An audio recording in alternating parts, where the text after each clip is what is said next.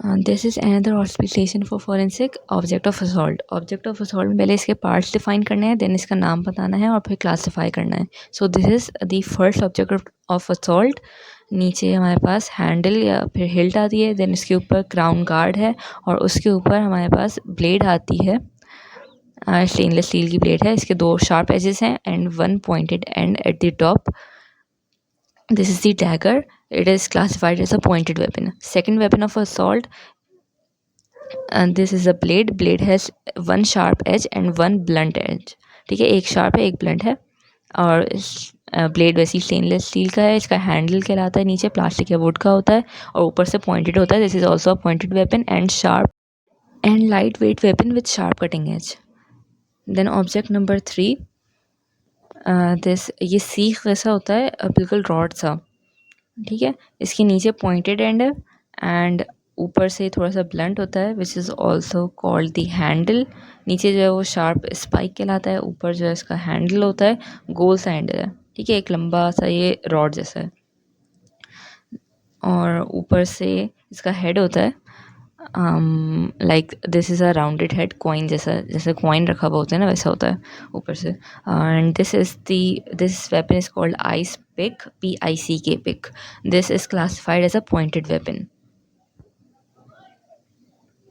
Ice pick.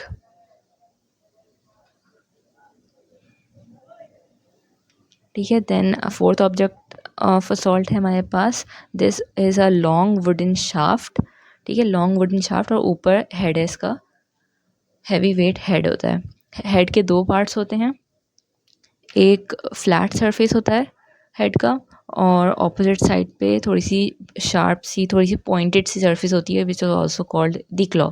This object of assault is hammer. Handle इसका wooden होता है basically और यहाँ पे 2 रखे हुए हैं तो दोनों हैमर्स हैं।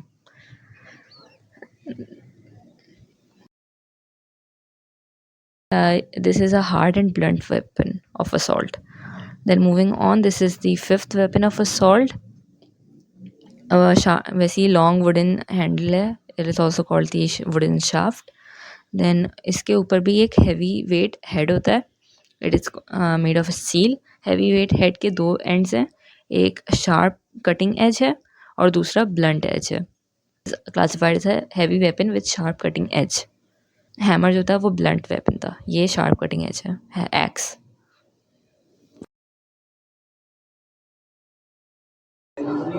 ठीक है, अब थोड़ी डिस्क्रिप्शन देख लेते हैं ऑब्जेक्ट ऑफ असॉल्ट की। क्लासिफाई करेंगे हम लोग इसको 5 पार्ट्स के अंदर। First are the hard and blunt object, then are the light weapons with sharp cutting edge, फिर heavy weapons with sharp cutting edge, फिर पॉइंटेड वेपन्स और फायर आर्म्स। ठीक है, 5 हो गए। हार्ड एंड ब्लंट ऑब्जेक्ट के अंदर हमारे पास stick, stone, fist of hand, hammer और चेन। हैमर देख लिया था, ये यहाँ पे हैमर देख लिया था और नीचे ही चेन्स भी रखी हुई हैं। ठीक है, ये भी चेन्स भी रखी हुई है नीचे। चेन्स का एक पर्टिकुलर पैटर्न होता है तो उसको आइडेंटिफाई करना आसान है। ठीक है, देन एंड हमने एग्जांपल्स बता दी हार्ड एंड ब्लंट ऑब्जेक्ट की। उसके बाद type of injury, it causes mechanical injury, that is a blunt force injury.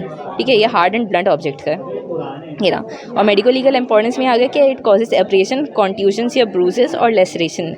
Aberrations it gives the information regarding the site of impact कि कहाँ पर चोट लगी है। Then nature of weapon is nature of जो ब्रूस या जो भी आपको वुंड लगा है उसके नेचर से हम वेपन ऑफ असॉल्ट आइडेंटिफाई कर सकते हैं। जैसे ये बताया था ना, चेन्स का एक पर्टिकुलर पैटर्न होता है, हैमर का भी एक पर्टिकुलर पैटर्न होगा, तो उससे हम वेपन ऑफ असॉल्ट आइडेंटिफाई कर सकते हैं। देन हाँ, उसके बाद कॉन्ट्यूजन या ब्रूजेस में भी सेम वही है। Purpose of injury, nature of object use, तकरीबन सब में यही 2 चीज़ें आनी हैं। ये पर्पस ऑफ इंजरी फाइंड कर रहे हैं और nature of object use because of the particular pattern that was imprinted.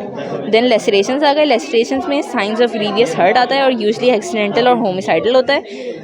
ये हो गए हमारे पास heavy and blunt weight objects, that was the hammer और चेन्स। ठीक है, हैमर और चेन्स है ना, ये दोनों हैवी और ब्लंट ऑब्जेक्ट्स है। Then comes the light weight weapons. 2 चीज़ें हैं, लाइट वेपन्स हैं और हैवी वेपन्स है। Light weapons with sharp cutting edge के अंदर नाइफ आ गया हमारे पास, ये नाइफ देखा था। ठीक है, ये नाइफ देखा था और सिजर्स इसके अंदर थी, मैंने पिक्चर दिखा दी थी। फिर ब्रोकन पीस ऑफ ग्लास भी हो सकता है, स्कैल्पल भी हो सकते हैं, जो सर्जरी में यूज़ करते हैं ना स्कैल्पल काटने के लिए स्किन, वो भी हो सकता है। इसकी type of injury is called that is the incised injury cause होती है। इंसाइज इंजरी कैसे पता चलेगी? इंसाइज और एक और होती है कि पंक्चर्ड वूंड। इन दोनों को डिफरेंस करने के लिए एक चीज़ है कि लेंथ ज़्यादा होगी अगर तो इंसाइज होगा, अगर डेप्थ ज़्यादा होगी तो पंक्चर्ड वूंड होगा। ठीक है, पंक्चर करने में डेप्थ ज़्यादा होती है और इंसाइज करने में इंसाइज करने तो लेंथ ज़्यादा होती है। ठीक है, जैसे ये लाइन पे मैंने अगर फेरा तो ये लाइन लेंथ ज़्यादा हो गई, और अगर पेन से रख करके ठोक दूँगी अंदर तो वो डेप्थ ज़्यादा हो गई, तो इसमें फ़र्क पता चल गया। मेडिकल लीगल इंपॉर्टेंस ये होती है कि इंसाइज में अगर जैसे ये मैंने इंसाइज किया, ठीक है, यहाँ से सारी एपिथेलियल सेल्स जो हैं वो इधर नीचे की तरफ इकट्ठा हो जाएंगी, तो इससे हमें telling gives the indication of the direction of the cutting edge. मैंने ऊपर से नीचे कट किया था, ठीक है, तो डायरेक्शन ऑफ कटिंग एज पता चल गई। फिर साइड पता चल गई, होमिसाइडल है। Then comes the heavyweight and sharp cutting edge. It is axe, sword, chopper, sickle और hatchet। तो axe यहाँ पे हमने देखा था, हाँ ये axe, ये एक सेकंड, हाँ ये रह गया, ये पेंसिल आप याद, ये पूरा axe है हमारा। तो axe is a heavy weapon with a sharp cutting edge. इसकी type of injury is the chopped wounds, irregular और शार्प मार्जिन होते हैं इसके।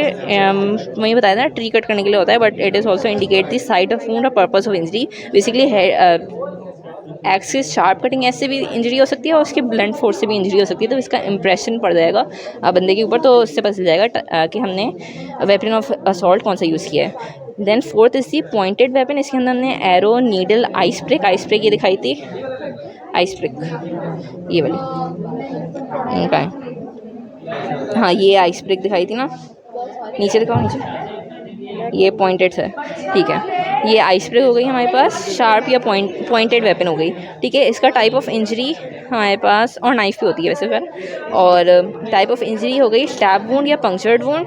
इसमें बताया था डेप्थ ज़्यादा होती है, इंसाइज में लेंथ ज़्यादा होती है।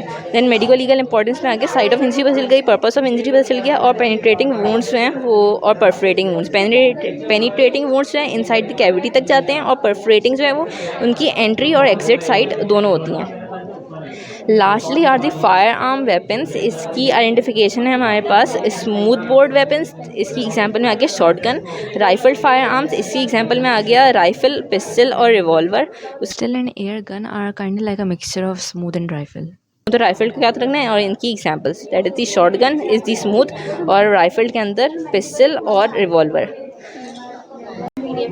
ऑलराइट, यहाँ पे हमारे पास सारे इंस्ट्रूमेंट्स हैं। These are the NG tubes. NG tube का पर्पस होता है for gastric lavage in case of poisoning और फीडिंग। मेडिकल लीगल इंपॉर्टेंस ये हो सकती है कि जैसे हम इसको ट्रीटमेंट के तौर पे एज अ पॉइजन की ट्रीटमेंट के तौर पे यूज़ कर सकते हैं फॉर स्टमक वॉश। वैसे ही मेडिकल लीगली अगर क्रिमिनल किसी की इंटेंशन होगी तो वो एनजी ट्यूब से पॉइजन भी इंट्रोड्यूस करा सकता है इनटू दी स्टमक। ये एनजी ट्यूब हो गई। नीचे आ जाओ, यहाँ पे ये जितने भी सारे इंस्ट्रूमेंट्स हैं, these are the uterine speculum. Purpose है इसका स्पैप स्मीयर और पेल्विक एग्जाम्स के लिए।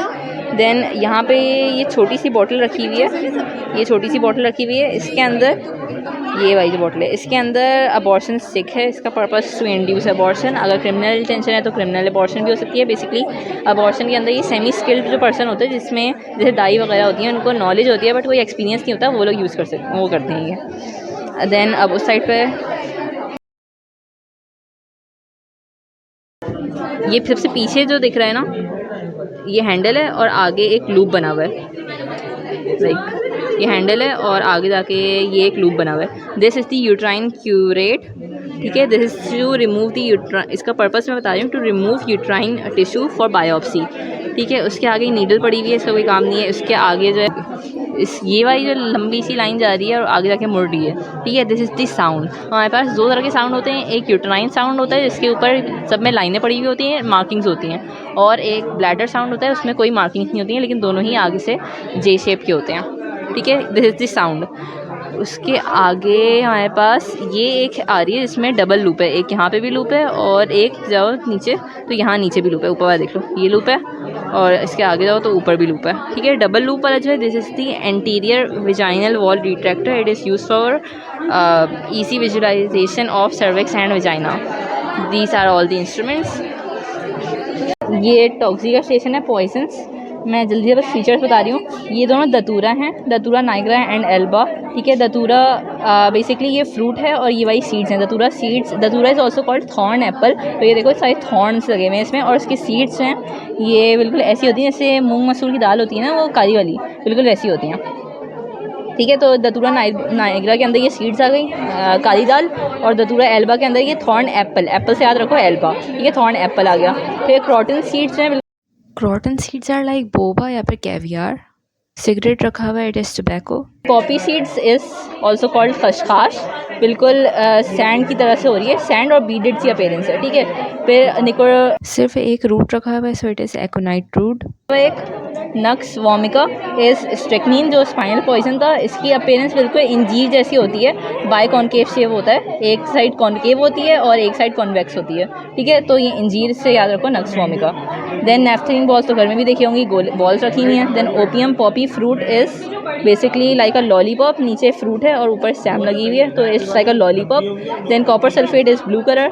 देन ऑक्सैलिड जो है जब आएगा ना उसके अंदर तो पता चल जाएगा, क्रिस्टलाइन से शाइनी सी अपीयरेंस है, क्रिस्टलाइन वाइट सब्सटेंस है ये। Arsenic is basically a white powder, लेकिन ये आएगा नहीं तो इसको क्रॉस कर दो।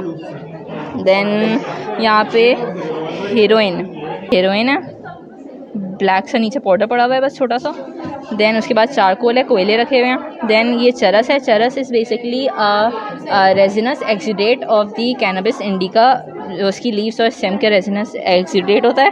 तो इसको ना क्ले जैसा समझो, बिल्कुल शाइनी सा एक रॉड रखी हुई है, तो क्ले जैसी शाइनी सी रॉड है इस चरस, ठीक है। उसके बाद semecarpus anacardium, semecarpus anacardium is also called marking nut. इसकी अपीयरेंस बिल्कुल वैसी है जैसे बड़ी वाली इलायची होती है ना, काली वाली इलायची, बिल्कुल वैसी अपीयरेंस है इसकी, ठीक है। देन कैस्टर सीड्स आ गए। कैस्टर सीड्स जैसे दतूरा दिखाया था ना, बिल्कुल वैसी है, स्पाइकी सा है, लेकिन इसके अंदर सीड्स ही पड़ी हैं। ये फ्रूट रखा हुआ है शेल, और सीड्स भी पड़ी हैं। सीड्स में वर्टिकल सी देखो लाइंस पड़ी हुई होंगी, ठीक है, ये वाली वर्टिकल सी लाइंस हैं। Then DDT powder is like a chalk powder, chalk जैसा है। मरकरी ब्लैक से है, ठीक है, ब्लैक सा पाउडर है इसमें, बेसिकली पाउडर है, ब्लैक पाउडर। तो ये बड़ी बॉटल में है, छोटी बॉटल में होगा तो हीरोइन होगा। ये अजवाइन है, घर पे देख लेना, किचन में पड़ा हुआ होता है, अम्मी से बोलना वो दिखा देंगी।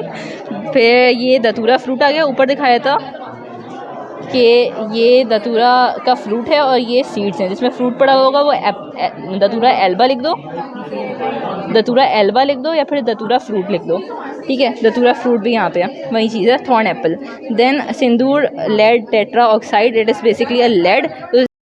ऑरेंज रेड पाउडर है, ये हिंदू लोग अपने फोरहेड पे लगाते हैं। आर्बस प्रिकटोरियस इज़ लाइक वाइट लोबिया, और इसमें सर्कल है और बीच में एक छोटा सा रेड सा स्पॉट होता है, इसमें वाइट सा स्पॉट है, ठीक है। जैसे अगर मैं पेंसिल से दिखाऊं तो ये ब्लैक वाली जो सीड है या वाइट वाली सीड है, उस पर देखो ब्राउन सी सीड है और नीचे की तरफ थोड़ा सा एक वाइट सा स्पॉट है, ठीक है। ये आर्बस प्रिकटोरियस की सीड्स हैं। देन यहाँ पे carbolic acid is black liquid. Black liquid क्यों है इसको याद रखो, carbolic acid is a derivative of coal tar. KMNO4 is originally purple in colour, but यहाँ पे ट्रांसपेरेंट ग्लास बॉटल में रखा हुआ है, सो सनलाइट से रिएक्ट करके ब्लैक हो गया है, उसी तरह इसको डार्क कलर बॉटल में रखते हैं। ग्लास पाउडर के अंदर अगर देखेंगे ना तो ग्लास के छोटे छोटे पीसेस दिख रहे हैं,